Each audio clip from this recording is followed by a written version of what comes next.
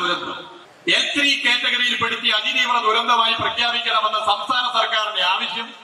ആ ദുരന്തമുണ്ടായി കുറച്ചു ദിവസം കഴിഞ്ഞ് വന്ന പ്രധാനമന്ത്രി ഞങ്ങൾ 12 പേർ പങ്കെടുത്ത യോഗത്തിൽ എതിർക്കാതെ മുഖ്യമന്ത്രി മുന്നോട്ട് വെച്ച മെമ്മോറാണ്ടത്തെ സ്വീകരിച്ചുകൊണ്ട് വൈകാരികമായി സംസാരിച്ചില്ല. 4 മാസം കഴിഞ്ഞു. കാരണം കിട്ടിയോ? മറ്റ് സംസ്ഥാനങ്ങൾക്ക് അതിനുശേഷം കൊടുക്കുന്നതിന് ആരും എതിരല്ല. അവിടെ ഈ മനുഷ്യരാണ്, കൊടുക്കണം. തെലങ്കാനക്ക് കൊടുത്തു, ആന്ധ്രാപ്രദേശിന് കൊടുത്തു, ത്രിപുരക്ക് കൊടുത്തു, ആസാമിന് കൊടുത്തു, മറ്റു പല സംസ്ഥാനങ്ങൾക്കും കൊടുത്തു, അതിനുശേഷം കൊടുത്തു. ചൂരൽമലക്ക് തന്നില്ല. എന്താണ് L3 അതിതീവ്ര ദുരന്തം? L0 ദുരന്തം അത് അത്ര പ്രധാനപ്പെട്ട ദുരന്തമല്ല. L1 ദുരന്തം ഒരു ജില്ലക്ക് തന്നെ, ഒരു ജില്ലാ ഭരണകൂടത്തിന് തന്നെ പരിഹരിക്കാവുന്ന ദുരന്തം. L2 ദുരന്തം ഒരു സംസ്ഥാനത്തിന് തന്നെ പരിഹരിക്കാവുന്ന ദുരന്തം. ചൂരൽമല ദുരന്തം ഒരു സംസ്ഥാനത്തിന് മാത്രം പരിഹരിച്ച് മുന്നോട്ട് പോകാൻ പറ്റുന്ന ഒരു ദുരന്തമല്ല. അതുകൊണ്ടാണ് അത് L3യിൽ പെടുത്തണമെന്ന് പറഞ്ഞത്.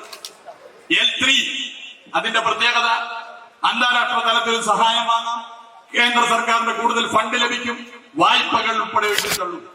വായ്പ എഴുതിത്തള്ളണ്ടേ? ഇവിടുന്ന് അധികം ദൂരമില്ലല്ലോ. ഏകദേശം ഇതേ സ്വഭാവമുള്ള പ്രദേശങ്ങളടങ്ങിയ മലയോര ജനതയുള്ള കർഷകരുള്ള നാടല്ലേ. എത്രയെത്ര കൃഷിക്കാർ വായ്പ എടുത്ത് കൃഷി ചെയ്യുന്നു. ഒക്കെ തകർന്നില്ലേ? 100-400ഓളം പേർ ഇല്ലാതായി എന്നുള്ള ദുഃഖം മാത്രമാണോ? സ്കൂൾ കെട്ടിടങ്ങളില്ല, പാലങ്ങളില്ല, റോഡുകളില്ല, കൃഷിയിടങ്ങളില്ല. ഒരു നാട് തന്നെ രാവിലെ ആയപ്പോൾ ഇല്ലാതായില്ലേ? എന്തൊരു രംഗം! മറക്കാനാകുമോ നമ്മുടെയൊക്കെ ജീവിതത്തിൽ? മറക്കാനാകുന്ന കാര്യമല്ല. അതിനോടെന്തിന് രാഷ്ട്രീയ പക? അതിനോടെന്തിന് ഈ സമീപനം?